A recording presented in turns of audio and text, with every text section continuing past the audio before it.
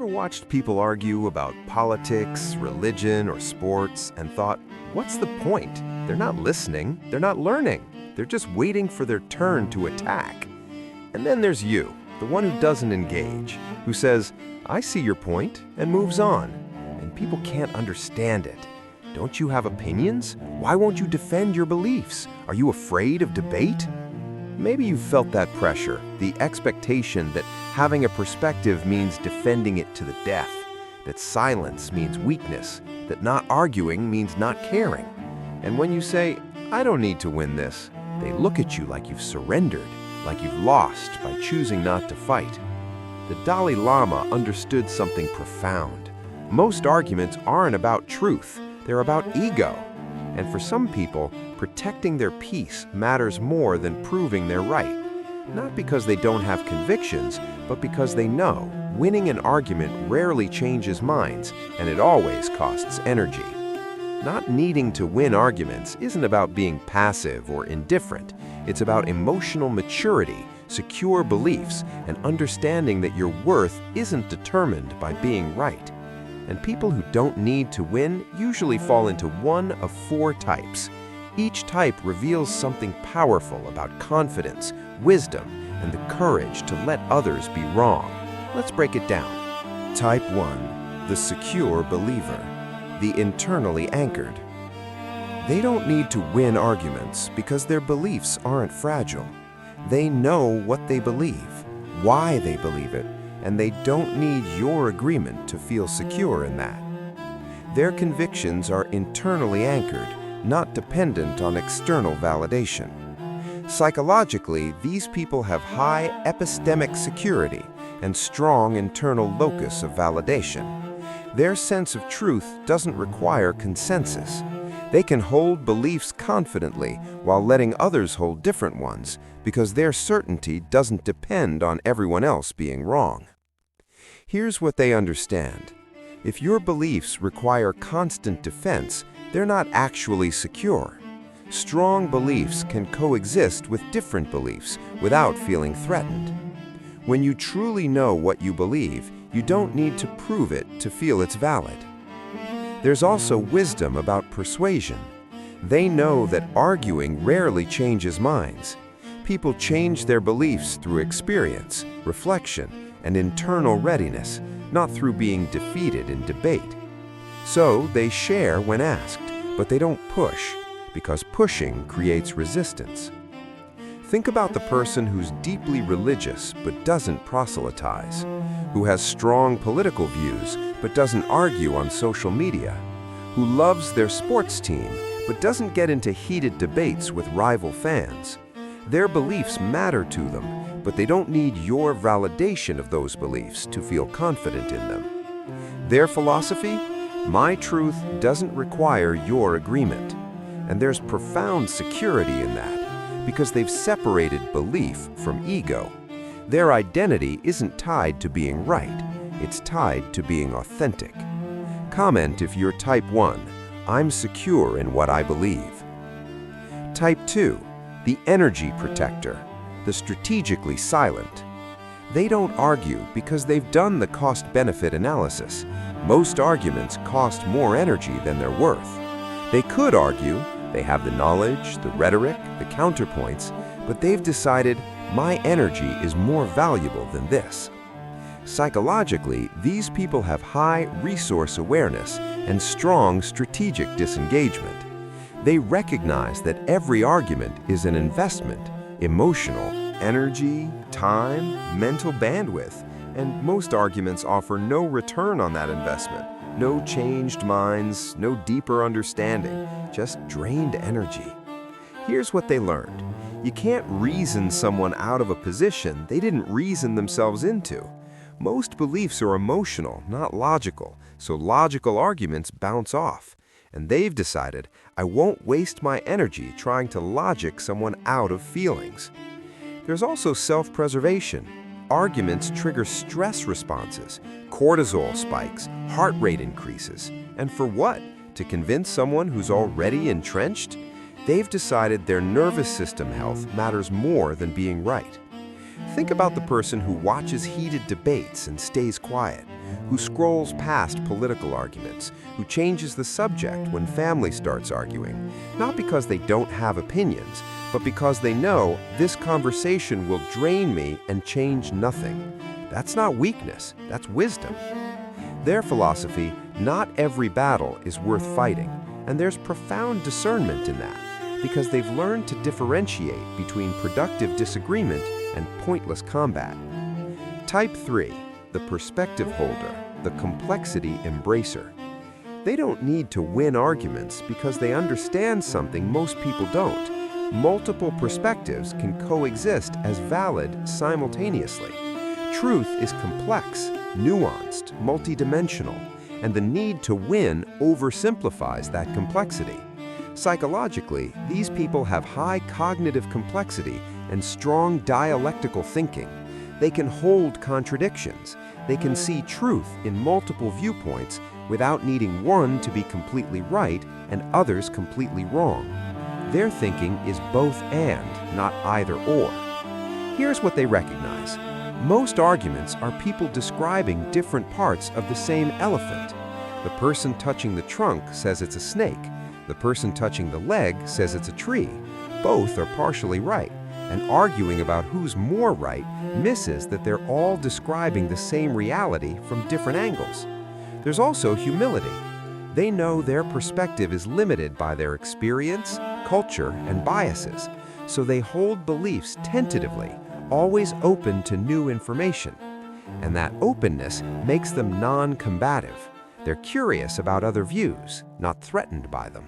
Think about the person who can discuss politics without getting heated, who says, "I see why you'd think that," genuinely, who changes their mind when presented with good evidence, who can disagree without needing the other person to be wrong. They're not wishy-washy, they're intellectually mature. Their philosophy, truth is bigger than my understanding of it. And there's profound wisdom in that, because they've transcended ego in pursuit of understanding. Type 4, the peace prioritizer, the harmony keeper. They don't argue because relationships matter more than being right. They've seen families divided over politics, friendships destroyed over religion, connections severed over sports team loyalty. And they've decided no opinion is worth losing people I love. Psychologically, these people have high relational orientation and strong conflict avoidance, but healthy kind. They've prioritized connection over correction. Being right matters less than being close, and they're willing to let others be wrong if it means preserving relationship. Here's what they understand. You can win the argument and lose the person. Every time you defeat someone in debate, you create resentment. They remember losing, not learning, and that resentment poisons relationship. So type 4 minds choose, "I'd rather have the relationship than the victory." There's also emotional intelligence. They recognize that most arguments aren't actually about the topic. They're about feeling heard, respected, valued. So instead of arguing back, they listen.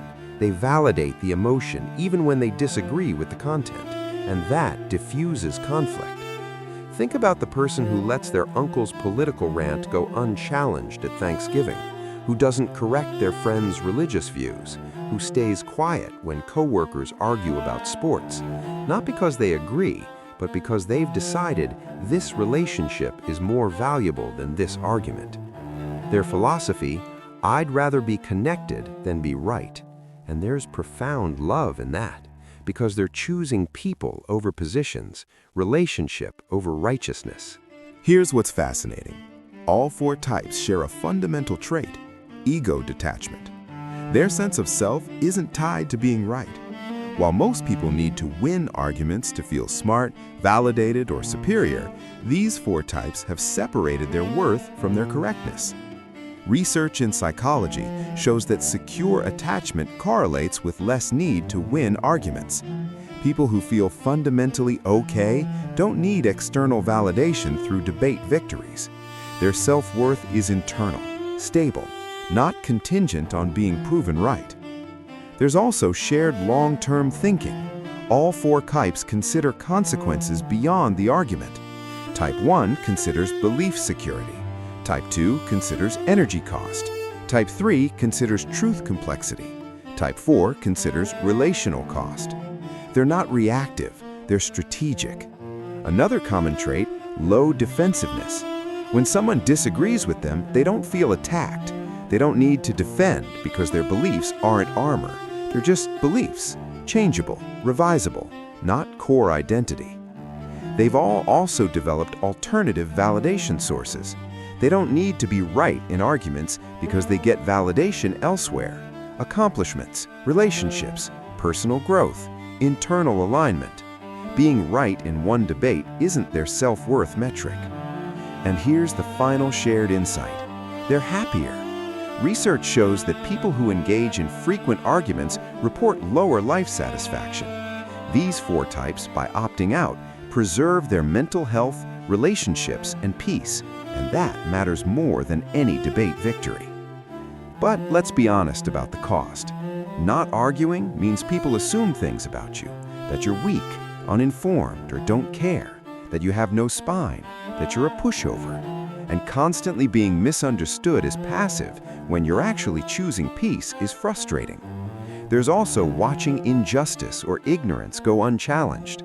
Sometimes staying quiet feels like complicity. Type 4 especially struggles with this. When does peacekeeping become enabling? When does avoiding conflict become allowing harm? And there's the risk of being taken advantage of. People who don't argue can be steamrolled by people who do. In workplaces, families, relationships, the loudest. Voice often wins by default, and silence can be interpreted as agreement or weakness. But there's also profound gift. First, preserved relationships. They maintain connections others destroy through needless arguing. Their friendships last. Their families stay intact because they didn't sacrifice relationship on the altar of being right. Second, mental peace. Without the constant cortisol of combat, their nervous systems stay regulated. They're not in chronic stress from endless debates. They're calm, and that calm compounds into better health, better sleep, better life quality. Third, genuine learning. When you're not busy defending your position, you can actually listen, you can learn, you can evolve. Many of these types have changed their minds because they weren't too busy arguing to hear new information. Fourth, respect. Paradoxically, people who don't argue often garner more respect than those who do because they seem secure, wise, above the fray. Their calm in disagreement reads as confidence, not weakness. And maybe most importantly, energy for what matters. All the energy not spent arguing, it goes to building, creating, connecting, growing. And that creates lives of substance instead of lives of combat. Here's the key insight. Not needing to win doesn't mean never engaging. The healthiest approach is strategic engagement. Some conversations are worth having. Some arguments serve a purpose. The wisdom is in discernment. Ask yourself, will this argument change anything? Is this person open to new information? Is this topic worth the energy cost? Will this damage the relationship? If the answers suggest futility, disengage. If they suggest potential, engage thoughtfully. The balance is also knowing when silence becomes complicity, when your values require speaking up, even if you won't win, when standing for something matters more than maintaining peace. That's not contradiction, that's context-dependent wisdom. And practice non-combative disagreement. You can disagree without needing to defeat. Say, I see it differently, without needing them to see it your way. Share your perspective without requiring their conversion. That's mature disagreement. Because ultimately, the goal isn't to never have convictions or never voice them. It's to hold convictions without needing everyone else to hold them too. It's to voice perspectives without requiring agreement. It's confidence without combativeness. So which type are you? The secure believer? The energy protector? The perspective holder? The peace prioritizer? Maybe you're a mix of them all. Whatever you are, understand this. Not needing to win arguments doesn't make you weak, passive, or unprincipled. It makes you wise.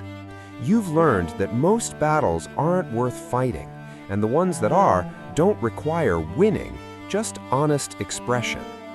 The world will pressure you to fight, to defend, to prove, to conquer in debate. But you don't owe anyone combat. Your beliefs can be strong without requiring others to be wrong. Your values can be firm without requiring everyone's agreement. Comment below which type you are. Share this with someone exhausted by endless arguments. And this week, practice strategic disengagement. Let someone be wrong without correcting them, just once, and notice how much energy you save. Because fulfillment doesn't come from winning arguments, it comes from preserving peace while staying true to yourself. Welcome to your chosen peace.